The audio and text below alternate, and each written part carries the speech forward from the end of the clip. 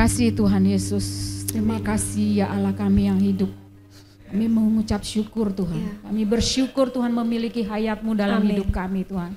Dan kami juga bersyukur Engkau mempersiapkan kami Tuhan. Menjadi anak panah kebenaran-Mu Tuhan.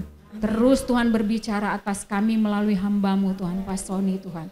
Biar Tuhan kehidupan ilahi itu boleh mengalir melalui kehidupannya Tuhan. Amin. Dan kami semua boleh menangkap dalam roh Tuhan. Amin. Kami boleh menghidupinya dalam hidup kami Tuhan. Ya. Terima kasih Bapa. Kami mengucap syukur. Kami damba akan Engkau. Amin. Kami rindu akan Engkau. Tuhan. Kami mau Engkau penuhi hidup kami Tuhan. Amin. Kami mau Engkau Tuhan mencengkram hidup kami Amin. Tuhan. Oh terima kasih Tuhan Yesus. Kami mengucap syukur kepadamu Tuhan. Kami cinta Engkau. Ya, Kami damba Tuhan Engkau Tuhan. Oh Tuhan Yesus terima kasih. Kami siap mendengarkan firman kebenaran-Mu Tuhan. Terpujilah nama-Mu sampai selama-lamanya. Haleluya. Amin. Amin. Amin. Hari ini kita akan mempersekutukan Matius pasal 4 mulai ayat 12 sampai ayat 25. Yang lalu kita sudah ayat 1 dan ayat 11. Dan ini adalah bagian kedua dari Matius 4. Kita akan selesaikan Matius 4 pada hari ini. Jadi minggu depan kita akan mulai masuk Matius pasal 5 tentang khotbah di bukit. Dan saya harap waktu Matius pasal 5 itu adalah pengumuman deklarasi konstitusi kerajaan. Karena kita tahu kitab Matius ditulis untuk mewahyukan Yesus Kristus sebagai raja. Ya saudara, kita sudah membahas dari pasal 1 tentang silsilah kerajaan, silsilah sang raja, yaitu Yesus Kristus. Lalu di akhir pasal 1 kita membahas tentang kelahiran sang raja. Ya, pasal 2 itu juga tentang kelahiran sang raja, tapi kita skip karena itu berhubungan dengan kisah Natal. Mungkin kita akan bahas tahun depan, nggak tahu. Lalu kita sudah memasuki pasal 3, bercerita tentang perintis daripada sang raja. Dan akhirnya di akhir pasal 3, kalau saudara tahu, saudara ingat, di akhir pasal 3, sang raja itu dibaptis. Ya. Nah, pembaptisan adalah pengurapan dan pelantikan dari sang raja. Ya. Jadi saya sekalian review garis besar kitab Matius, supaya minimal sepanjang saudara hidup sebagai orang Kristen, minimal kitab Matius saudara kuasailah gitu ya. Karena ada 66 kitab, minimal satu kitab ini saudara kuasai. Pasal 3 di ayat-ayat terakhir itu membahas tentang Tuhan Yesus dibaptis oleh Yohanes Pembaptis, dan pada waktu dibaptis langit terbuka, Roh Kudus tercurah dalam bentuk burung merpati, dan Bapa berbicara, inilah anakku yang kukasihi, kepadanya lah aku berkenan. Ini adalah pengurapan dan pelantikan sang raja. Lalu memasuki pasal 4, kita bahas pada waktu yang lalu di bagian pertama dari pasal 4 itu adalah pencobaan sang raja. Sang raja diuji. Jadi sebelum Tuhan Yesus melayani, dia harus diurapi dulu, dia harus dilantik dulu, dia harus diuji dulu. Dan setelah lulus dari ujian baru dia melayani. Ya, dan dia memulai perintisan kerajaan sorga. Dia memulai perintisan kerajaan sorga. Di pasal 4 itu adalah tentang pelayanan Tuhan Yesus Kristus. Ya, pasal 4 di bagian terakhir. Dan nanti pasal 5, mulai pasal 5 sampai pasal 7, itu khotbah tentang khotbah di bukit dari Tuhan Yesus. Itu adalah deklarasi konstitusi kerajaan. Jadi kalau saudara mau tahu tentang konstitusi kerajaan, kerajaan sorga yang dibawa oleh Tuhan Yesus, itu ada di Matius pasal 5 sampai pasal 7. Nah sekarang kita akan menghandle pasal 4 ayat 12 sampai 25 tentang pelayanan sang raja. Saya akan membagi dalam 3 bagian pada hari ini. Pertama, bagaimana sang raja memulai pelayanannya. Lalu yang kedua, bagaimana isi beritanya. Lalu yang ketiga, bagaimana dia melayaninya. Ya. Dan dari situ kita akan belajar bagaimana kita bisa meneladani dia. Ya, bagaimana melayani, bagaimana kita memulai pelayanan, bagaimana isi berita kita, dan bagaimana kita melayani Tuhan. Ya, mari kita mulai pada bagian yang pertama, yang A, bagaimana dia memulai. Ada 2 yang akan saya bahas pada bagian ini. Pertama, dia memulai secara natural, bukan supranatural. Ya. Ayat 12 berkata seperti ini. Tetapi waktu Yesus mendengar bahwa Yohanes telah ditangkap, menyingkirlah ia ke Galilea. Jadi sambil saudara siapkan Matius pasal 4 ayat 12 sampai 25-nya ya. Nanti saya akan bacakan ayat-ayat yang diperlukan. Jadi ayat 12 berkata, tetapi waktu Yesus mendengar bahwa Yohanes telah ditangkap, menyingkirlah ia ke Galilea. Pada prinsipnya, sewajarnya seorang raja harusnya memulai pelayanannya di sebuah ibu kota, ya, yaitu Yerusalem. Tetapi pada waktu itu ketika dia mau memulai pelayanannya, dia mendengar kabar bahwa Yesus ditangkap. Dan itu sebabnya saudara-saudara, dari sini dia bisa menyimpulkan bahwa dia harus menyingkir karena terjadi penolakan di sana. Kalau sang perintis ditolak, maka sang rajanya pasti ditolak juga. Dari situ dia menyimpulkan dia harus menyingkir ke Galilea, saudara-saudara. Jadi berdasarkan petunjuk berita bahwa Yohanes telah ditangkap, Yesus menyingkir ke Galilea dan akhirnya dia memulai pelayanannya di Galilea, saudara-saudara. Apakah Yesus tidak mengikuti tuntunan Roh? Ya jelas dia mengikuti tuntunan Roh, saudara-saudara. Tetapi yang perlu kita pelajari bersama dari kehidupan Tuhan Yesus adalah dia mengikuti tuntunan Roh yang supranatural, tapi dia melakukannya secara natural. Ya saudara, sepanjang pelayanan Yesus, kita melihat segala sesuatu Yesus lakukan secara natural. Bahkan ketika dia membuat mujizat saja, dia membuat mujizat secara natural.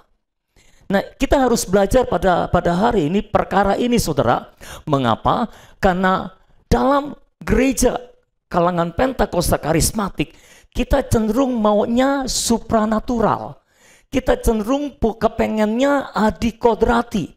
Semuanya serba adikodrati, termasuk dalam mengikuti tuntunan Roh. Ya, Tuhan, bagaimana kami memulai pelayanan kami? Kami harus memulai di mana? Nah, seringkali kita tidak mau dengar semua, kita tidak mau lihat semua yang terjadi di sekeliling kita, saudara-saudara. Lalu kita hanya mau mendengar dari Tuhan, lalu kita nungguin suara dari sorga. Kalau suara itu belum datang, kita puasa dan sebagainya, saudara-saudara. Tapi secara natural, Tuhan mendengar berita bahwa Yohanes ditangkap, dan karena itu dia menyingkir ke Galilea.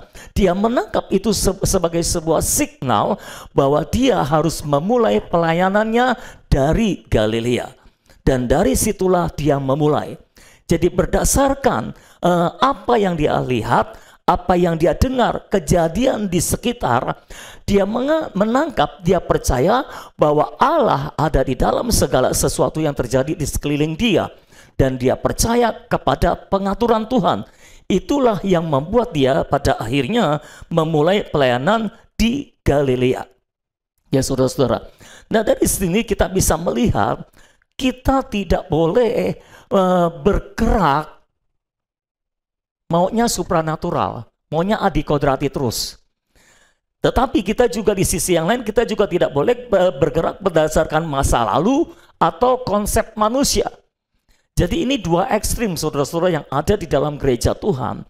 Satu sisi ada satu kelompok yang ekstrimnya maunya serba adikodrati, maunya serba supranatural. Lalu yang lain, saudara-saudara, karena menghindari yang supranatural, maka mereka selalu bergerak berdasarkan sejarah masa lalu. Mereka mengevaluasi masa lalu dan berdasarkan konsep alami, konsep manusiawi, saudara-saudara. Nah, ini adalah dua ekstrim yang harus kita hindari. Ya, kita tidak boleh bergerak berdasarkan sejarah masa lalu.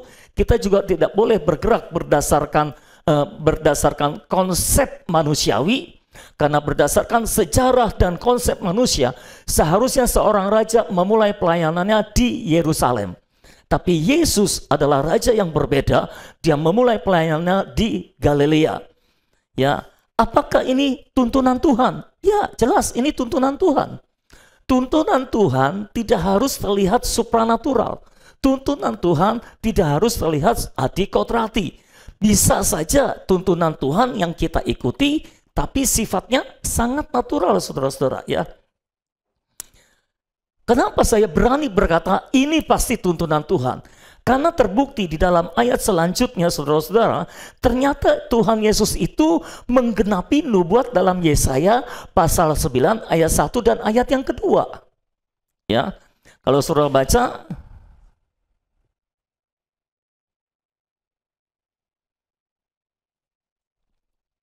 ayat 14, supaya genaplah firman yang disampaikan oleh Nabi Yesaya.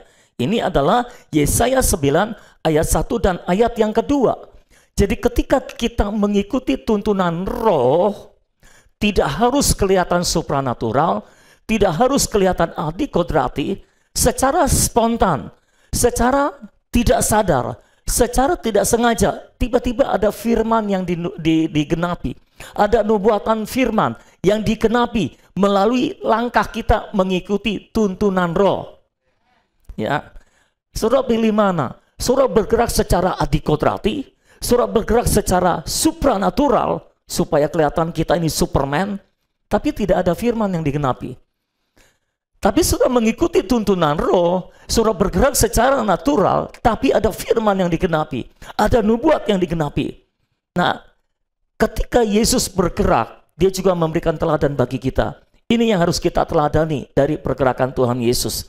Ketika dia memulai pelayanannya, dia bergerak secara natural, bukan supranatural. Ya, jadi ketika kita mengikuti tuntunan roh, saudara-saudara, Tuhan seringkali bekerja melalui situasi sekeliling kita. Ya. Dari dulu pertanyaan yang tidak pernah berubah dari orang Kristen adalah, apakah ini kehendak Tuhan bagi saya? Ya, nggak tahu dengan saudara. Tapi dari dulu, dari saya muda sampai sekarang, masih muda juga sih. Belum terlalu tua lah gitu ya saudara. Kita selalu bertanya, apakah ini kehendak Tuhan buat saya? Kita mau beli rumah, kita datang ke Pak Pendeta, lalu tanya, Pak, saya mau beli rumah, apakah ini kehendak Tuhan buat saya? Tolong tanyain Tuhan, Pak. Pendeta disuruh doa, tanyain Tuhan. Kenapa bukan dia sendiri yang nanyain Tuhan gitu ya saudara? Kenapa harus second hand gitu loh? Kan dia bisa langsung. Kenapa nggak langsung nanya Tuhan gitu ya? Kenapa kamu nggak langsung nanya Tuhan? Kalau saya nanya nggak dijawab. Kalau Pak Pendeta yang nanya dijawab. Lah, kan sama-sama anak Tuhan, apa bedanya gitu ya saudara? Nah, ini adalah pemikiran yang salah. Kalau pendeta nanya dijawab, kalau jemaat nanya nggak dijawab. Jadi ini pemikiran yang salah. Kasih tahu sebelah saudara itu salah. Jadi kalau saudara nanya, seharusnya Tuhan juga menjawab. Cuma kadang-kadang ketika Tuhan menjawab, saudara nggak dengar. Itu masalahnya, saudara-saudara. Sebetulnya seringkali pendeta juga nggak dengar. Cuma dia pura-pura dengar aja, saudara. Karena kalau dia bilang dia nggak dengar kan, wah, kurang mantap rasanya, saudara. Jadi saya mau meluruskan bagi saudara-saudara yang sukanya supranatural, sukanya adikodrati, tenanglah, biasa aja, kalem aja. Nggak usah terlalu supranatural. Ada orang-orang Kristen, saudara, waduh, saudara, sepanjang hari dia tidur, ditanya, kenapa kamu tidur? Terus saya mau dapat mimpi dari Tuhan. Nah ini saudara, dia saking mau dengar Tuhan, mau dapat petunjuk dari Tuhan melalui mimpi. Dia senangnya Tuhan bicara lewat mimpi. Jadi dia tidur sepanjang hari. Kenapa kamu tidur terus? Saya mau dapat mimpi dari Tuhan. Kalau saya nggak tidur, bagaimana Tuhan bisa memberikan mimpi? Masuk akal sih. Masuk akal, tapi salah saudara. Nah kalau orang maunya supranatural seperti ini bisa dimanfaatkan oleh iblis saudara. Mau tanya, iblis bisa berikan mimpi atau enggak? Dan saudara bisa menerka mimpi yang diberikan itu dari Tuhan atau bukan.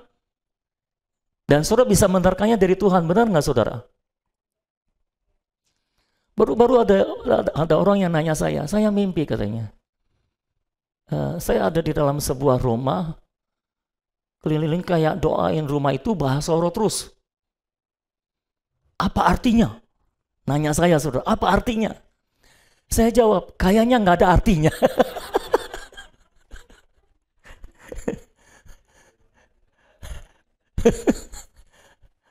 Ya apa artinya? Dia doa dalam 1 Roma bahasa roh terus gitu, saudara.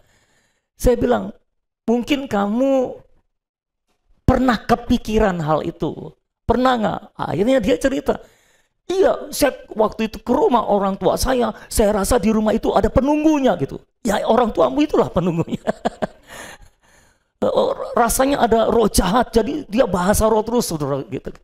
Oh ya, itu mungkin kebawa ke situ. Biasanya saya bilang itu terekam di alam bawah sadar, dan biasanya Tuhan suka menghapus file-file negatif dalam alam bawah sadar kita melalui mimpi. Ya, jadi ada orang-orang tertentu yang memiliki trauma masa lalu, itu terekam di alam bawah sadarnya. Itu bisa dihapuskan ketika muncul dalam mimpi, itu bisa dihapuskan. Begitulah cara Tuhan menghapus file masa lalu kita lewat mimpi. Jadi saya bilang gitu, mungkin Tuhan mau menghapus file itu dari dalam alam bawah sadar kamu.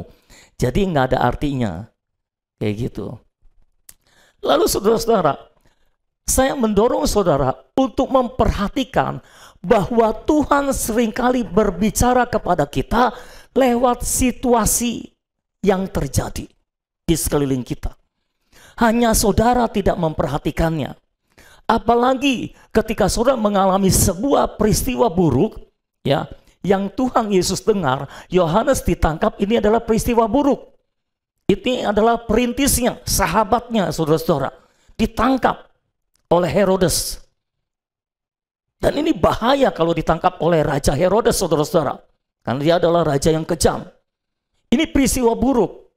Seringkali ketika saudara mengalami peristiwa buruk, Tuhan mau berbicara kepada saudara lewat peristiwa buruk itu. Ya saudara. Nah, pahami apa yang Tuhan ingin katakan lewat peristiwa itu. Jadi seringkali Tuhan bisa bicara kepada kita lewat suara orang lain, lewat peristiwa yang terjadi di sekitar kita. Tuhan berbicara, hanya saudara tidak mendengarkannya. Kenapa? Karena saudara nungguin yang supranatural. Saya mau dengar suara Tuhan, saya mau dengar suara Tuhan. Maksudnya apa dengar suara Tuhan? Iya, kayak suara dari langit lah. Kayak Tuhan Yesus loh, waktu dibaptis, langit terbuka, terdengar suara Bapa gitu. Maunya suara audible, baru mantap suara Tuhan. Enggak harus seperti itu, saudara. Kadang-kadang seperti itu. Saya pernah dengar suara audible 1 kali sepanjang umur hidup saya, tapi itu tidak perlu dikejar, saudara. Segala sesuatu yang supranatural, kalau saudara mengejarnya, iblis akan memanfaatkannya. Karena iblis akan bermain di area abu-abu antara yang supranatural itu, saudara-saudara. Jadi iblis bisa bermain, memberikan sesuatu yang sepertinya supranatural, tapi bukan dari Tuhan, tapi saudara menganggapnya sebagai sesuatu yang dari Tuhan. Itu sebabnya, ayo kita mulai belajar menggunakan roh kita. Melatih roh kita yang sudah dilahirkan kembali, karena kalau Tuhan mau berbicara, maka Tuhan akan berbicara melalui roh kita. Ya, kita akan mendengar suara Tuhan bukan di telinga kita, bukan di pikiran kita, tapi di dalam roh kita. Sehari-hari ketika kita bergaul dengan Tuhan, ada banyak hal yang Tuhan bicarakan kepada saudara, ya, melalui roh saudara. Jadi untuk gampangnya saudara bisa mendengar suara Tuhan, saudara bisa mengikuti tuntunan roh, belajarlah untuk hidup di dalam roh saudara, untuk hidup menurut roh saudara. Inilah yang Tuhan Yesus lakukan. Dia hidup berdasarkan roh, dia hidup menurut roh. Itu sebabnya ketika dia mendengar Yohanes Pembaptis ditangkap, dia segera bisa menghubungkannya dengan di dalam rohnya. Dia segera bisa menghubungkannya. Tuhan mau dia menyingkir ke Galilea, dan dari situlah dia memulai pelayanannya. Jadi Yesus memulai pelayanannya secara natural, bukan secara supranatural. Dia tidak memulai pelayanannya dengan membangkitkan orang mati loh, saudara. Oke? Dia tidak memulai pelayanannya di tempat-tempat yang terkenal, di tempat-tempat yang luar biasa, tapi dia memulai pelayanannya di Galilea. Kita sudah belajar bahwa Galilea adalah tempat yang direndahkan, dihina oleh orang-orang Yahudi. Lalu yang kedua, dia memulai pelayanannya dengan terang sorgawi, bukan kuasa adikodrati. Ini yang perlu kita belajar juga dari Tuhan Yesus, saudara-saudara. Dia memulai pelayanannya dengan terang sorgawi, bukan kuasa adikodrati. Saya mau mendorong setiap saudara untuk memulai pelayanan saudara, supaya orang-orang mau mengikuti saudara bukan dengan kuasa adikodrati, tapi dengan terang sorgawi. Ayat 14 berkata, dan 15 dan 16, supaya genaplah firman yang disampaikan oleh Nabi Yesaya, tanah Sebulon dan tanah Naftali, jalan ke laut daerah seberang sungai Yordan, Galilea, wilayah bangsa-bangsa lain. Bangsa yang diam dalam kegelapan telah melihat terang yang besar. Siapakah terang yang besar itu? Siapakah terang yang besar itu? Siapakah terang yang besar itu? Tuhan Yesus. Dan bagi mereka yang diam di negeri yang dinaungi maut telah terbit terang. Jadi ketika Tuhan Yesus memulai pelayanannya, dia memulai dengan memancarkan terang sorgawi yang besar. Jauh lebih baik kalau kita mau memenangkan orang, kita memenangkannya dengan memancarkan terang ilahi, terang sorgawi yang besar, bercahaya atas mereka, dibandingkan saudara memenangkan orang dengan kuasa adikodrati, saudara-saudara. Apa bedanya? Cahaya terang berasal dari apa adanya Kristus. Sedangkan kuasa adikodrati berasal dari apa yang Yesus lakukan. Ya. Pertanyaannya adalah ketika kita mengikuti Kristus, kita mengikuti Kristus karena apa adanya Dia atau karena apa yang Yesus lakukan? Kita harus pastikan kita mengikut Kristus karena apa adanya Dia, bukan karena apa yang Dia lakukan. Amin, saudara-saudara. Mengapa seperti itu, saudara-saudara? Kalau kita belajar dalam ayat-ayat 18 sampai 22, itu peristiwa pertama kali Tuhan Yesus memanggil murid-murid.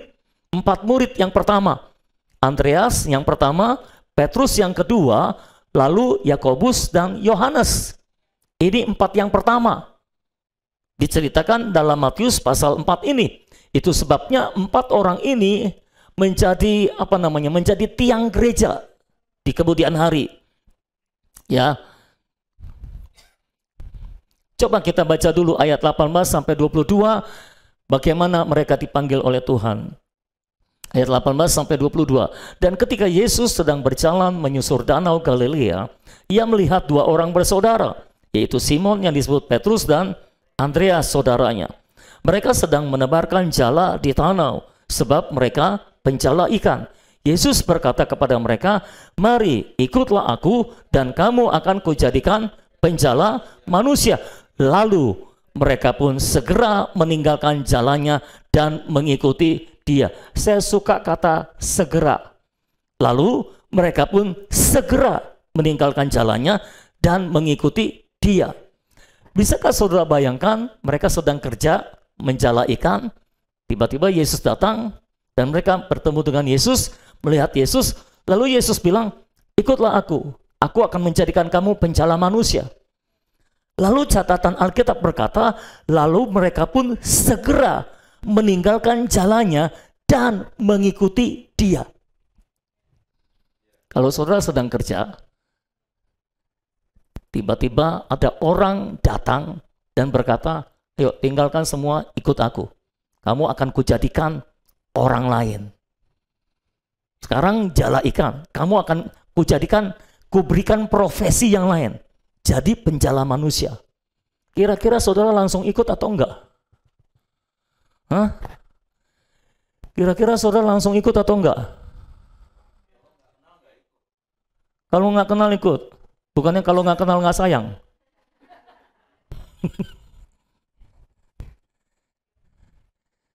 Minimal mikir-mikir. Tapi mereka segera ikut. Lanjut. Ayat berapa sekarang? 21 ya. Dan setelah Yesus pergi dari sana, dilihatnya pula dua orang bersaudara, yaitu Yakobus anak Zebedius dan Yohanes saudaranya bersama ayah mereka Zebedius, sedang membereskan jala atau menambal jala di dalam perahu. Yesus memanggil mereka, dan mereka segera meninggalkan perahu serta ayahnya lalu mengikuti dia. Nah, yang kedua, ini juga segera meninggalkan perahu dan ayah mereka, lalu mengikuti dia. Segera meninggalkan, segera meninggalkan, segera meninggalkan. Ya, Petrus sedang menjala ikan, lalu dijadikan oleh Tuhan Yesus penjala manusia. Dan Petrus memang menjadi penjala manusia. Pada waktu hari Pentakosta, dia khotbah 3.000 orang bertobat. Itu namanya menjala, bukan memancing, saudara-saudara. Ya, Yohanes didapati sedang menambal jala, dan di kemudian hari Tuhan memakai Yohanes dalam pelayanannya menjadi penambal. Kalau saudara baca kitab-kitab yang ditulis oleh Yohanes, kitab Injil Yohanes, kitab surat kiriman Yohanes, dan kitab Wahyu, ketiga surat ini adalah pelayanan menambal dari Yohanes. Mereka menambal kemerosotan gereja, menambal dengan apa? Dengan hayat, kehidupan ilahi. Itu sebabnya kalau sudah baca kitab Yohanes, ini adalah kitab yang mewahyukan tentang hayat, tentang kehidupan ilahi. Nanti mungkin kita akan bahas mungkin tahun depan. Kelamaan ya. Kita baca tentang surat kiriman Yohanes, itu juga tentang hayat dipadukan dengan terang. Lalu Wahyu itu mewahyukan tentang akhir zaman sampai ke Yerusalem baru. Ya, di mana orang-orang yang telah matang hayatnya diangkat oleh Tuhan, memerintah bersama Tuhan dalam kerajaan 1000 tahun. Jadi ini adalah pelayanan Yohanes. Yohanes bukan Yohanes Pembaptis ya, Yohanes murid Yesus, pelayanan untuk menambal kebocoran yang terjadi dalam gereja Tuhan. Nah, saya mau saudara memperhatikan ketika Yesus memanggil mereka, mereka langsung mengikuti Yesus. Kenapa terjadi seperti itu? Kalau Tuhan Yesus tidak punya daya pikat yang sangat memikat, mustahil orang bisa langsung ikut ketika diajak, ikutlah aku. Ya saudara, ya. Jadi kenapa mereka bisa langsung ikut? Karena daya pikat Yesus begitu memikat. Itu sebabnya mereka rela meninggalkan pekerjaannya, mereka rela meninggalkan keluarganya untuk mengikuti Tuhan Yesus. Daya pikat. Sepanjang sejarah gereja, telah ada banyak orang-orang yang sudah rela meninggalkan pekerjaannya, termasuk saya juga meninggalkan pekerjaan saya. Meninggalkan keluarganya, bahkan meninggalkan bangsanya untuk mengikut Tuhan. Mengapa orang bisa rela? Bahkan orang-orang rela untuk mati syahid buat dia. Petrus mati dengan disalib terbalik. Paulus mati dengan dipancung. Seharusnya dia juga disalib, tapi dia punya kewarganegaraan Roma, jadi dia tidak bisa disalib. Kalau warga negara Roma harus dipandang, jadi nggak boleh disalib. Disalib itu untuk warga negara yang rendah, untuk bukan warga negara Roma, warga negara jajahan yang dianggap rendah dan hina, maka matinya disalib. Mengapa orang-orang rela meninggalkan segalanya bagi Yesus? Mengapa orang-orang rela melepaskan segalanya bagi Yesus, saudara-saudara, dan bahkan rela mati bagi Dia? Karena Tuhan Yesus memiliki daya pikat yang luar biasa. Saya berdoa supaya Tuhan mewahyukan ini kepada kita semua, saudara-saudara. Paulus berkata dalam Filipi pasal 3, ketika aku bertemu dengan Tuhan Yesus dan aku mengenal Yesus, semua yang dulu kuanggap sebagai keuntungan jadinya rugi itu. Jadi menjadi kerugian keuntungan itu. Bagaimana mungkin dulu yang dianggap sebagai keuntungan sekarang dianggap sebagai sebuah kerugian? Karena dia bertemu dengan Tuhan Yesus. Kalau yang dulu dianggap untung, ketika ketemu Tuhan Yesus dianggap rugi, berarti Tuhan Yesus lebih mulia daripada segalanya, lebih memikat daripada segalanya, dan yang dulu dianggap keuntungan ini tidak lebih memikat daripada Tuhan Yesus. Bahkan jauh, kalau mau dibandingkan Tuhan Yesus jauh lebih memikat. Sampai Rasul Paulus berkata, apa yang dulu kau anggap keuntungan, sekarang kau anggap kerugian. Bahkan untuk mendapatkan Kristus, aku rela melepaskan semuanya.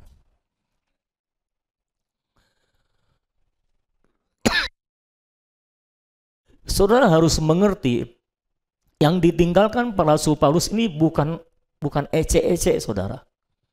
Ini bukan hal yang mudah untuk meninggalkan posisi yang telah diduduki oleh Rasul Paulus. Dia adalah orang Farisi yang masih muda, yang bisa dipercaya oleh mahkamah agama, diberikan surat kuasa untuk membunuh semua orang Kristen. Berarti dia posisinya cukup tinggi, utusan dari mahkamah agama. Dan dia adalah orang terpandang, orang terhormat di kalangan orang Yahudi. Karena dari golongan Farisi, saudara-saudara. Tapi ketika dia bertemu dengan Tuhan Yesus, dia rela meninggalkan semua posisinya, semua kedudukannya, semua pekerjaannya. Bahkan karena itu dia dianiaya. Dia bilang, semuanya ku anggap sampah. Demi aku mendapatkan Kristus, aku rela melepaskan semuanya. Itu sebabnya saudara-saudara, ayo kita, coba kita datang ke bawah terang Tuhan dan meminta Tuhan terangi sejauh mana kita telah mengenal Kristus. Karena orang yang telah mengenal Kristus akan jadi gila seperti Rasul Paulus sampai berkata, semua ku anggap sampah karena Kristus. Pertanyaannya sekarang, selain Kristus, saudara sudah anggap sampah belum? Kekayaan, apakah kita sudah menganggapnya sebagai sampah? Kesuksesan, apakah kita sudah menganggapnya sebagai sampah? Keterkenalan, kemasyhuran, apakah kita sudah menganggapnya sebagai sampah? Kehormatan, puja-puji dari manusia, apakah kita sudah menganggapnya sebagai sampah? Kesarjanaan kita, semua yang telah kita capai, apakah kita sudah menganggapnya sebagai sampah? Atau itu menjadi sebuah kebanggaan bagi kita? Kalau kita belum menganggap semua hal yang selain Kristus adalah sampah, berarti kita masih perlu terus bertumbuh di dalam pengenalan akan Tuhan. Ya, ketika kita sudah betul-betul mengenal Tuhan, kita akan mengenal Tuhan yang punya daya pikat luar biasa. Ya, itu sebabnya saudara-saudara, semua orang ketika ketemu dengan Tuhan jatuh cinta.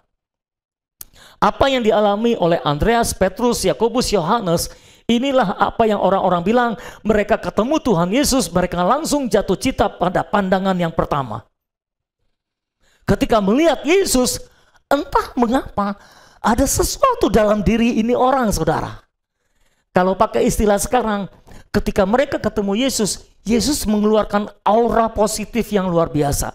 Inilah yang dibilang terang sorgawi. Dan inilah yang memikat mereka untuk mengikut Kristus. Bukannya karena Tuhan Yesus bikin mujizat, lalu mereka tertarik untuk mengikut Kristus. Bukan itu. Tuhan Yesus memulai pelayanannya bukan dengan kuasa adikodrati, tapi dengan terang sorgawi. Itu sebabnya saya dorong semua saudara, selama ini kita berpikir orang-orang akan mau mengikut kita, akan mau menjadi orang Kristen kalau kita memanifestasikan kuasa adikodrati. Mungkin kita harus lebih kepada pendekatan, kita memancarkan terang Allah, kita memancarkan terang sorgawi, dan karena itu orang bisa mengikuti kita, orang mau mengikuti kita. Perhatikan baik-baik, semua orang yang mengikuti Kristus karena apa adanya dia selalu dapat diandalkan dan setia. Tapi semua orang yang mengikuti Kristus karena apa yang Tuhan Yesus lakukan tidak dapat diandalkan dan tidak setia. Berapa ribu orang yang telah mengalami mujizat yang Tuhan Yesus lakukan? Berapa ribu orang yang mengikuti Kristus ketika dia melakukan mujizat? Tapi berapa orang yang tersisa ketika dia naik ke sorga dan menunggu Roh Kudus dicurahkan di loteng Yerusalem? Cuma 120 orang. Betul? Dan murid-murid, 4 murid yang pertama ini adalah murid yang terus setia mengikut Kristus sampai mati karena Kristus. Rata-rata 12 murid ini mati martir karena melayani Tuhan. Kenapa mereka sampai begitu setia? Karena mereka mengikut Kristus bukan karena apa yang Tuhan lakukan, tapi karena apa adanya Dia. Kalau saudara mau memenangkan banyak orang, pastikan cahaya terang Tuhan muncul dari hidup saudara. Sehingga ketika saudara bertemu dengan orang, orang langsung bisa menyerap aura positif yang keluar dari hidup saudara, itulah Kristus namanya.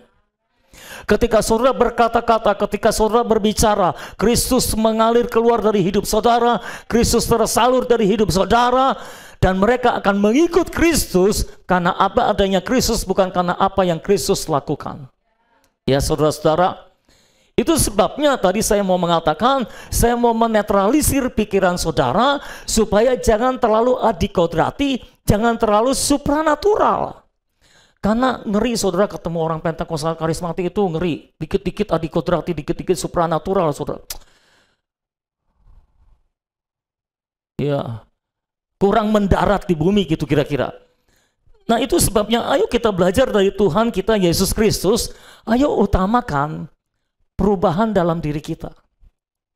Itu sebabnya mengapa kita mengutamakan hayat kehidupan ilahi di dalam diri kita. Supaya kita berubah. Supaya kita berubah menjadi batu untuk pembangunan rumah Tuhan. Kalau kita tidak berubah, Tuhan tidak punya bahan untuk membangun rumahnya. Sudah paham apa yang saya sampaikan? Batu bicara tentang orang yang telah berubah.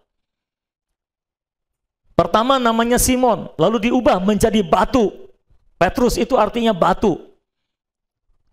Ini bicara tentang orang Kristen yang sudah menerima hayat Allah, sudah mengalami hayat Allah, matang dalam hayat Allah, mengalami perubahan, lalu bisa dipakai untuk pembangunan rumah Tuhan. Itu sebabnya saudara-saudara, kita harus memberitakan bukan cuma supaya orang diselamatkan, tapi supaya orang diubahkan. Dan untuk diubahkan, saudara nggak bisa berusaha dengan hayat alamiah saudara untuk berubah. Ya, karena kalau saudara berusaha berubah dengan hayat alamiah saudara, berubahnya cuma sementara, nanti berubah lagi. Saudara harus pastikan saudara bertumbuh di dalam hayat Allah, saudara dipenuhi dengan hayat Allah, pikiran, emosi, dan tekad saudara dipenuhi dengan hayat Allah, itulah yang membuat saudara bisa mengalami perubahan. Saya tidak puas dengan kehidupan saya beberapa waktu yang lalu karena saya mendapati saya nggak tahu dengan saudara, tapi saya suka melihat kehidupan saya dan mengeceknya dan merasa tidak puas karena sebetulnya saya tahu respon-respon yang saya munculkan sehari-hari masih belum ada perubahan. Kalau saudara mau tahu saudara sudah berubah atau belum, lihat respon sehari-hari saudara. Khususnya di dalam keluarga saudara. Bagaimana saudara menghadapi istri, bagaimana saudara menghadapi suami, bagaimana saudara menghadapi anak, bagaimana saudara menghadapi orang tua di dalam keluarga saudara, itu kan selalu memunculkan respon. Betul ya saudara? Nah, saudara harus cek di situ, respon yang sudah munculkan itu sudah mengalami perubahan atau belum? Mau tanya, kapan saat saudara tersinggung? Atau, kenapa? Bergesekan, oke. Atau mungkin lebih tepat saya tanya, di mana saudara lebih banyak tersinggung? Di keluarga. Puji Tuhan ada yang ngaku. Jadi ketika kita tersinggung, marah, Marahnya memang kadang nggak terekspresi, tapi tetap marah di dalam, tersinggung di dalam, hanya nggak termanifestasi. Tapi itu memunculkan respon yang kita tahu. Nah, saudara harus cek itu sudah mengalami perubahan atau belum. Kalau saudara bertumbuh di dalam hayat ilahi, respon yang saudara munculkan akan berbeda. Saudara tidak akan memunculkan respon yang alamiah, tapi yang ilahi. Paham saudara? Itu sebabnya kita perlu terus mempertanyakan ketika kita merespon, ketika kita berkata, ketika kita berbicara, ketika kita berpikir, ketika kita bertindak, kita perlu pertanyakan ini berasal dari hayat alamiah kita atau dari hayat ilahi di dalam roh kita. Karena ternyata atau kenyataannya kita bertahun-tahun jadi orang Kristen, bak bikbuk, bikin mujizat dan sebagainya, ternyata kita belum berubah loh saudara. Artinya kita tidak bertumbuh di dalam hayat. Mungkin kita pikir kita berubah karena kita lebih banyak berdoa, kita lebih banyak baca Alkitab. Tapi standar perubahan bukan di situ. Patokan perubahan bukan di situ. Ketika saudara bergesekan dengan orang, respon yang saudara munculkan itu sudah alami perubahan atau belum? Ya saudara. Nah, ketika saudara terus bertumbuh di dalam hayat, respon yang saudara munculkan akan mengalami perubahan. Belakangan ini saudara-saudara, ada beberapa kata yang harusnya keluar dari mulut saya jadi tidak keluar. Saya memuji Tuhan untuk hal itu, artinya saya sudah mulai bertumbuh di dalam hayat ilahi. Itu sebabnya kata yang nggak perlu keluar bisa tertahan untuk keluar.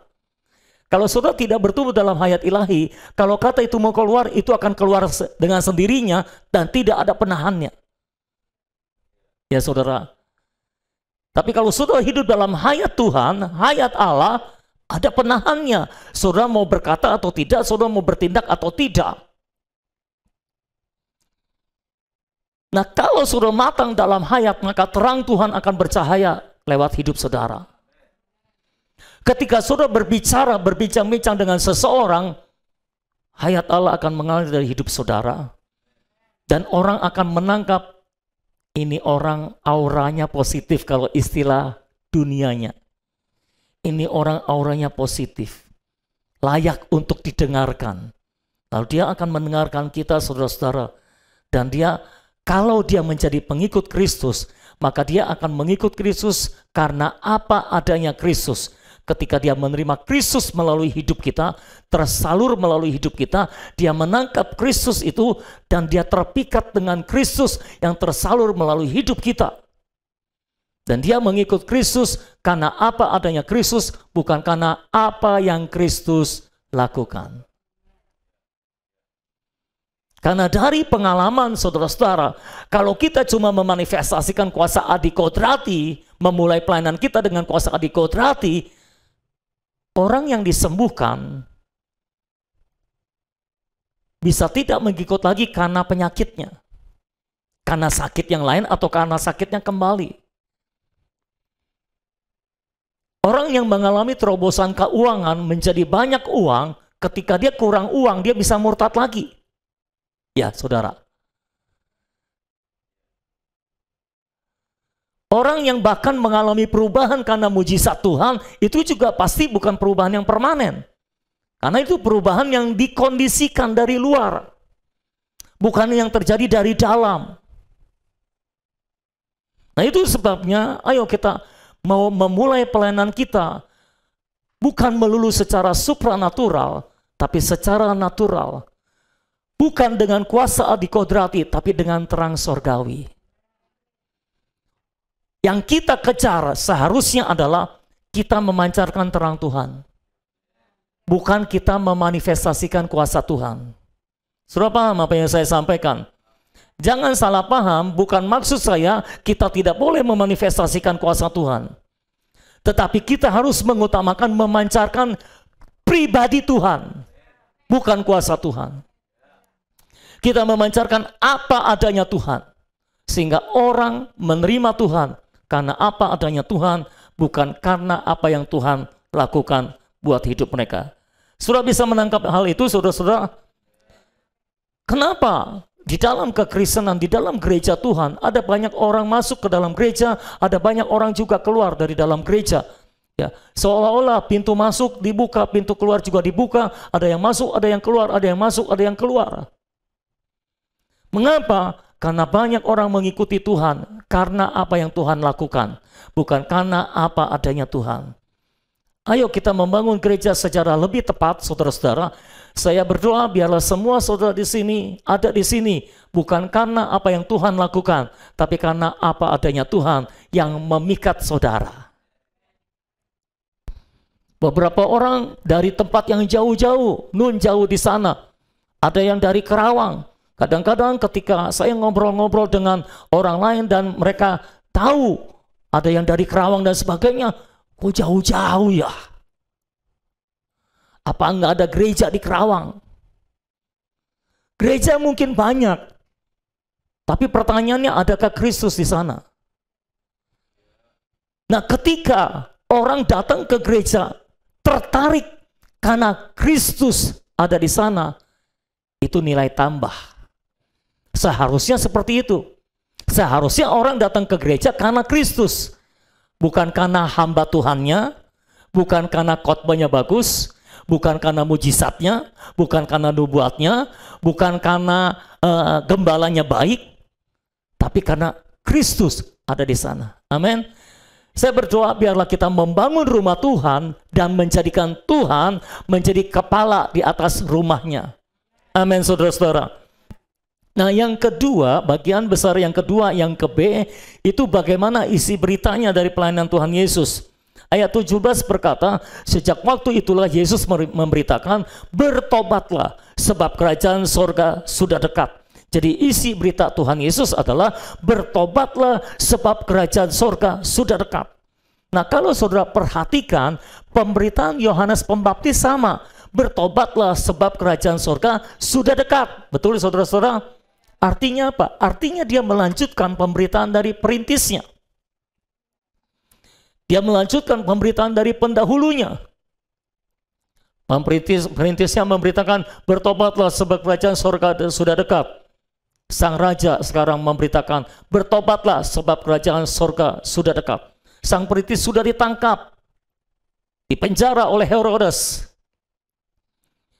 Berita tentang bertobatlah sebab kerajaan surga sudah dekat sudah berhenti karena sang perintis sudah ditangkap. Tapi sekarang sang raja memberitakan sendiri, bertobatlah sebab kerajaan surga sudah dekat. Ya. Nanti kita akan bahas secara khusus mungkin tentang kerajaan surga. Apa yang dimaksud dengan kerajaan surga sudah dekat? Kalau sudah dekat artinya belum datang. Ya saudara.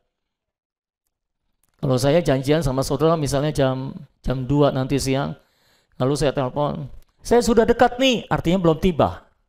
Ya saudara, apa yang dimaksud dengan kerajaan sorga di sini adalah gereja.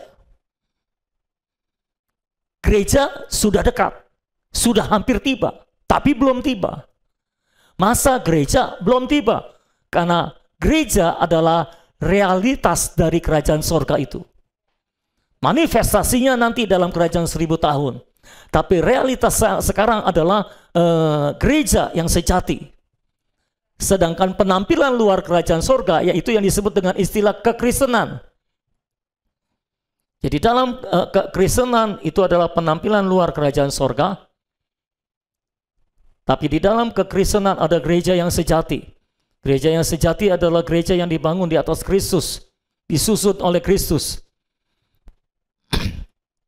Itu gereja yang sejati. Nah, gereja sejati ini adalah realitas kerajaan sorga. Kalau orang mau menikmati kerajaan sorga, masuk dalam gereja yang sejati, dia akan menikmati realitas kerajaan sorga. Kira-kira seperti itu, saudara-saudara. Nah, gereja belum datang pada waktu itu. Masa gereja dimulai ketika Roh Kudus dicurahkan. Itulah masa awal gereja. Maka ketika rasul-rasul memberitakan Injil, Mereka tidak lagi memberitakan kerajaan sorga sudah dekat. Karena waktu itu kerajaan sorga sudah datang. Semua paham?